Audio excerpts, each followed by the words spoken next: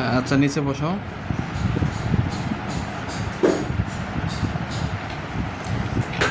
আচ্ছা, আর আমরা এই পোলারের মাধ্যমে উপরের বেয়ারিংটা খুলছি, আর নিচেরটা কিন্তু অনেক সময় খোলা খুবই টাফ ব্যাপার, নিচেরটা। এখন ই করো, তুমি আচ্ছা সরাও, এক হাত দিয়ে এটা রাব্বি খুলুক।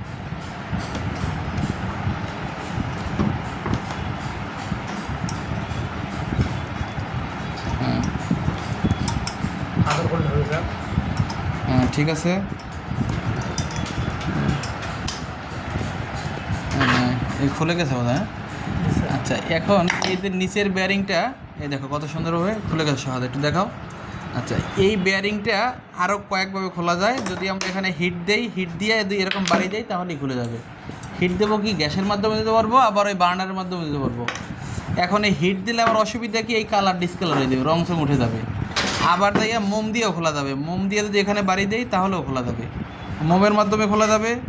তারপরে এই পুলারের মাধ্যমে খোলা যাবে, আবার হিট দিয়েও খোলা যাবে।